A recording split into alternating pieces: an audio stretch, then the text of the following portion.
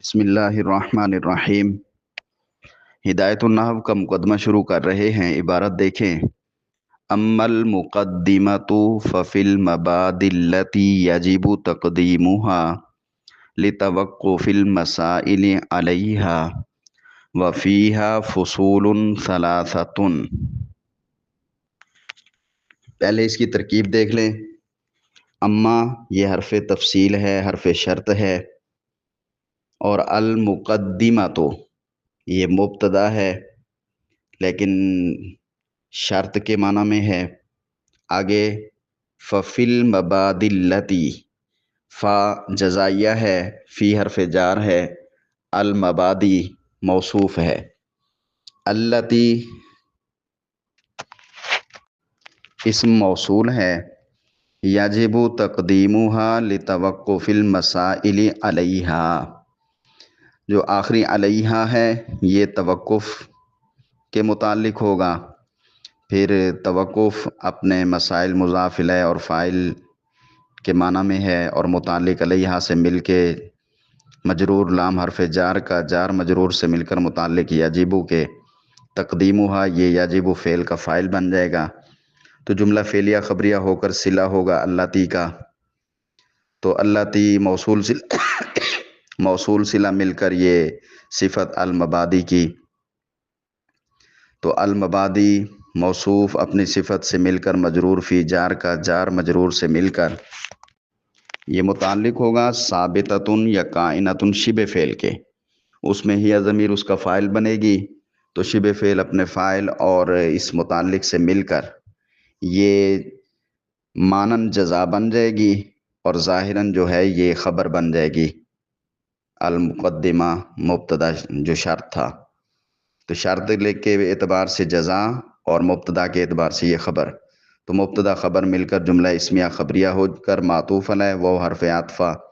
فیہا فصول ثلاثۃ، فیہا یہ جار مجرور متعلق ثابتۃ کے، تو وہ شبہ جملہ ہو کر خبر مقدم، فصول ثلاثۃ موصوف صفت، یہ مبتدا مؤخر خبر مقدم سے مل کر جملہ اسمیہ خبریہ ہو کر معطوف علیہ اپنے معطوف سے مل کر جملہ معطوفہ ہوا۔ اب اس کو سمجھیں۔ اما اے پر، بہرحال، پھر، المقدمہ تو جو مقدمہ ہے، مقدمہ یہ تقدیم سے ہے، تقدم سے ہے، تو اس تقدم میں قاف دال میم یہ قدم ہے، قدم آگے بڑھنے کے لیے ہوتے ہیں، تو اس کا معنی ہے آگے ہونے والا۔ مقدمہ اسم فاعل کا صیغہ ہے، پہلے آنے والا، آگے ہونے والا، یعنی وہ ذات، وہ چیز جو آگے ہو۔ یہاں پہ پھر ہے مقدمۃ الکتاب، یہ کتاب کا مقدمہ ہے۔ مقدمے مختلف ہوتے ہیں، علم کا مقدمہ ہوتا ہے، کتاب کا ہوتا ہے، لشکر کا ہوتا ہے، تو یہاں پہ مقدمۃ الکتاب ہے، تو کتاب کا مقدمہ اضافت کے ساتھ یوں بنے گا، یعنی کلام کا وہ حصہ جو کتاب میں کتاب کے مسائل سے پہلے لایا جا رہا ہے، تو یہ وہ چیز ہے۔ تو یہ مقدمہ جو ہے، پہلے آنے والا جو ہے، ففی المبادئ التی، واپس فی میں المبادئ، مبادئ اس میں دیکھیں با دال اور یا بدا، اس کا معنی ہوتا ہے ابتدا، شروع، تو مبادئ وہ چیزیں، وہ باتیں جو شروع میں ہوں، تو مقدمہ ابتدائی باتوں کے بیان میں ہے۔ کون سی ابتدائی باتیں؟ التی جو، جن کو، یجب واجب ہے، ضروری ہے، تقدیمها مقدم کرنا، لتوقف المسائل علیہا باوجہ موقوف ہونا مسائل کا ان پر، ان ابتدائی، ان مبادئ پر، ان ابتدائی باتوں پر،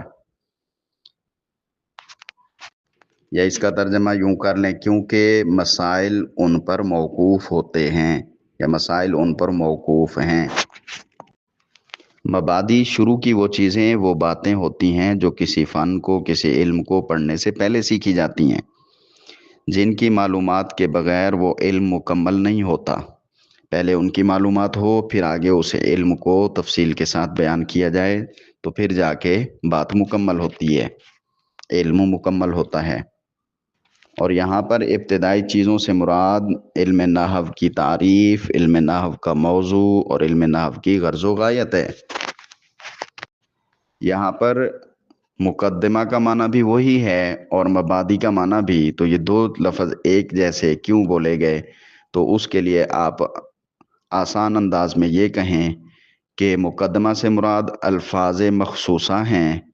اور معانی سے مراد، یہ مبادی سے مراد معانی مخصوصہ ہیں۔ یعنی الفاظ مخصوصہ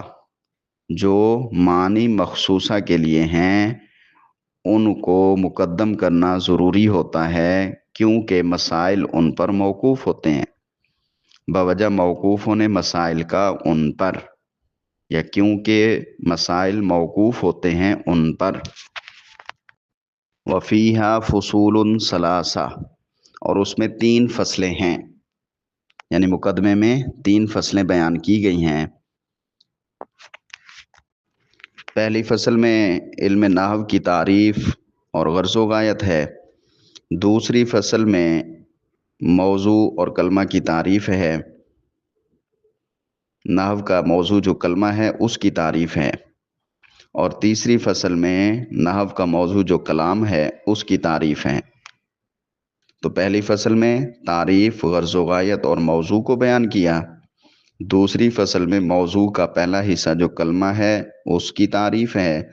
تیسری فصل میں موضوع کا جو دوسرا حصہ کلام ہے اس کی تعریف کی گئی ہے۔ اچھا، فصول جو ہے یہ فصل کی جمع ہے،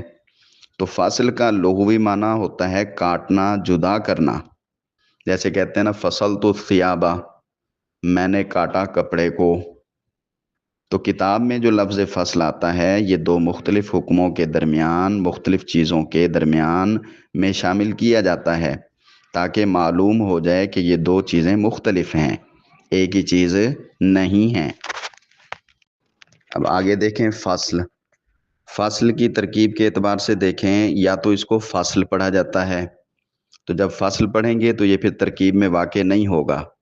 اور جو ترکیب میں واقع نہ ہو تو وہ مبنی ہوتا ہے، مبنی بر سکون، تو یہ فصل مبنی بر سکون ہے، یعنی ترکیب میں واقع نہیں ہے، بغیر ترکیب کے یہ اکیلا لفظ کھڑا ہوا ہے۔ اور اگر اس کو فصلن پڑھیں تنوین کے ساتھ تو پھر یہ ہوگا ھذا فصلن، یہ فصل ہے۔ ھذا مبتدا، فصلن خبر، مبتدا خبر مل کر جملہ اسمیہ خبریہ۔ اب پہلی فصل میں دیکھیں النحو علم باصولی، علم، یہاں پہ چھوٹا میم نکالیں گے، تنوین 2 زبر 2 زیر 2 پیش ہوتی ہیں نا، تو ان کے بعد با آ جائے تو چھوٹا میم نکال لیتے ہیں، یا جزم والا نون ہو آگے با آ جائے تو بھی چھوٹا میم نکال لیتے ہیں، صرف میں قاعدہ پڑا ہوگا، تو یہ میں سادہ انداز میں بتا رہا ہوں تاکہ اچھی طرح عبارت میں یہ چیزیں یاد رہیں۔ تو علم باصولی یعرف، یہ لی، یہ یرملون والا قانون آپ نے پڑھا ہوا ہے، یا را لام میم واو اور نون، ان میں سے کوئی آ جائے تنوین کے آگے یا جزم والے نون کے آگے تو پھر ان کو ساتھ جوڑ دیتے ہیں۔ تو باصولی یعرف بها احوال اواخر الکلم الثلاث من حیث الاعراب والبناء وکیفیت ترکیب بعضها مع بعض، بعضن آگے جوڑیں گے تو بعضیوں پڑھیں گے، وقف کر لیں گے تو مع بعض۔ پہلے عبارت کی ترکیب دیکھ لیں، وہ سمجھ آ جائے، پھر اس کا ترجمہ اور تشریح سمجھتے ہیں۔ النحو مبتدا، علم موصوف ہے، باصول، علم کو موصوف نہ بنائیں، علم جو ہے یہ مصدر ہے شبہ فعل، کیونکہ جاننے کے ساتھ بے اصول کا تعلق جو ہے جاننے کے ساتھ ہے، تو اس لیے یہ جار مجرور اس سے متعلق بنے گا، تو علم مصدر، بے اصولی یعرف، با جار اصول موصوف، یعرف فعل، بہا اس کے متعلق، احوال و اواخر الکلم الثلاث، الکلم الثلاث موصوف صفت مل کر مضاف الیہ اواخر کا، اواخر پھر یہ مضاف مضاف الیہ مل کر مضاف الیہ احوال کا احوال جو ہے مل کر یہ یعرف کا نائب فاعل۔ آگے من حیث الاعراب والبناء، الاعراب معطوف علیہ، واو حرف عطف، البناء معطوف، یہ معطوف معطوف علیہ سے مل کر مضاف الیہ، حیث مضاف کا، حیث مضاف اپنے مضاف الیہ سے مل کر مجرور من جار کا، جار مجرور متعلق یہ یعرف کے ہو جائے گا یہ بھی۔ اچھا احوالو کے اوپر جو پیش ہے وہ بھی نائب فاعل ہے، اور کیفیتو، کیفیت جو ہے یہ بھی سارا مل ملا کے یہ اسی احوالو کے اوپر اس کا عطف ہوگا، تو یہ احوالو سارا نائب فاعل بننے سے پہلے معطوف علیہ بن جائے گا، واو حرف عطف، کیفیت مضاف ترکیبی بعضیہا مع بعضن، یہ سارا مل ملا کے جو ہے معطوف بن جائے گا۔ لیکن اس میں دیکھیں کیفیت مضاف ترکیب جو ہے یہ آگے کے لیے مضاف، بعضی آگے کے لیے مضاف، ہا مضاف الیہ، تو یہ مضاف الیہ مل کر مضاف مضاف الیہ مل کر مضاف الیہ ہوا ترکیبی کا، پھر ترکیبی مضاف اپنے مضاف الیہ سے مل کر مضاف الیہ ہوا کیفیت کا۔ لیکن آگے جو مع بعضن ہے یہ ترکیب کے ساتھ جڑے گا، ترکیب کا مفعول فی ظرف بنے گا، مع مضاف بعضن مضاف الیہ، مع مضاف اپنے مضاف الیہ سے مل کر یہ مفعول فی ظرف زمان ہوگا ترکیبی کا، تو اس طرح یہ سارا مل ملا کے معطوف۔ تو احوال اواخر الکلم الثلاث کو پہچانا جائے، اور پہچانا جائے بعض کو بعض کے ساتھ جوڑنے کا طریقہ، کیفیت، تو یہ سارا مل ملا کے یعرف کا نائب فاعل بن جائے گا۔ تو یعرف اپنے نائب فاعل اور دونوں متعلقوں سے مل کر جملہ فعلیہ خبریہ ہو کر صفت ہوگی اصول کی، اصول موصوف اپنی صفت سے مل کر مجرور با جار کا، جار مجرور سے مل کر متعلق ہوگا علم مصدر کے، تو علم مصدر جو ہے اپنے متعلق سے مل کر شبہ جملہ ہو کر یہ خبر ہوگا النحو مبتدا کی، مبتدا خبر سے مل کر جملہ اسمیہ خبریہ۔ اب ترجمہ دیکھیں، النحو یہاں سے علم نحو کی تعریف کو بیان کیا جا رہا ہے۔ تو نحو کا لغوی معنی جو عام طور پر ہوتا ہے وہ قصد کرنا، اس کے علاوہ اور بھی بہت سے معنی اس کے آتے ہیں۔ تو نحو کا لغوی معنی ارادہ کرنا، قصد کرنا، سوچنا، اور نحو کا اصطلاحی معنی جو ہے وہ یہی ہے جو آگے عربی میں لکھا ہوا ہے۔ علم، نحو علم ہے، بے اصول، ایسے اصول کا، علم کا معنی یہاں پہ جاننا، نحو جاننا ہے ایسے اصول کا، پہچاننا ہے ایسے اصول کو، کہ یعرف بہا، پہچان لیا جائے ان اصول کے ساتھ، کلم ثلاث، اسم فعل حرف، یہ کلم ثلاث ہیں، کلم ثلاث تینوں کلموں کے آخر کی حالت کو، من حیث الاعراب والبناء، حیث الاعراب معرب ہونے کے اعتبار سے، والبناء اور مبنی ہونے کے اعتبار سے، کہ کلموں کا آخر معرب ہے یا مبنی ہے، اسم فعل حرف میں سے کیا حالت ہے، اور معرب اور مبنی کے اعتبار سے۔ تو پہچاننا، نحو علم ہے، جاننا ہے ایسے اصول کا، یعرف بہا جن اصول کے ساتھ پہچانا جائے کلم ثلاث کی آخری حالت کو معرب اور مبنی ہونے کے اعتبار سے۔ حیثو کا معنی اعتبار، حیثیت، معرب، اعراب کا معنی معرب، والبنائی اور مبنی،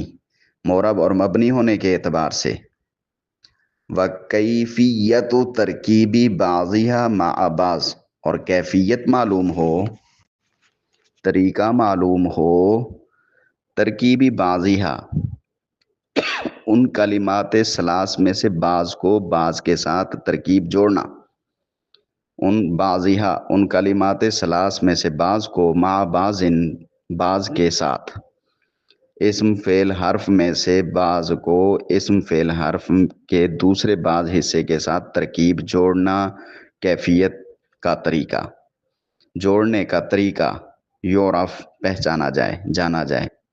معلوم کیا جائے۔ تو اس طرح لفظی جب ترجمہ آپ کے پاس آ جاتا ہے پھر محاوری ترجمہ کر لیتے ہیں۔ تو نحو جاننا ہے ایسے چند کلیات کا، چند قوانین کا، چند ضابطوں کا، چند اصول کا کہ جن کے ذریعے سے معلوم کیا جائے اسم فعل حرف تینوں کلموں کے آخر کے حالت کو معرب اور مبنی ہونے کے اعتبار سے، اور ان میں سے یعنی کلمہ ثلاث میں سے بعض کلموں کو بعض کلموں کے ساتھ ملانے کا طریقہ جو ہے وہ بھی یعرفو پہچانا جائے، معلوم کیا جائے۔ تو یہ جب تعریف ہم یاد کر لیں گے، اس ترتیب سے پہچان لیں گے، تو اس کو حد بھی کہتے ہیں، معرف بھی کہتے ہیں، تعریف بھی کہتے ہیں۔ تو اس سے باقی علوم سے جو ہے یہ علم الگ ہو جائے گا، یعنی علم صرف ہے، علم اشتقاق ہے یعنی، اور علم معنی ہے، علم بیان ہے، علم منطق ہے، ان سب علوم سے اس تعریف کی وجہ سے وہ الگ ہو جائے گا۔ ان میں بھی کلمہ اور کلام کی باتیں ہوتی ہیں لیکن اور انداز سے۔ علم نحو میں معرب اور مبنی کے اعتبار سے آخری حالت کو پہچاننا، اور پھر بعض کلموں کو بعض کے ساتھ جوڑنا، یعنی ترکیبی حالت جو ہے، ترکیبی طریقہ جو ہے وہ پہچان لینا، یہ علم نحو ہوتا ہے۔ یہ تعریف کے مطلب اور مفہوم اور معنی کو بھی سمجھ لیا جائے، اور عربی لفظ جو ہیں ان کو بھی رٹا لگا لیا جائے، سپیڈ کے ساتھ اچھی طرح حفظ کر لیا جائے، تو یہ چیزیں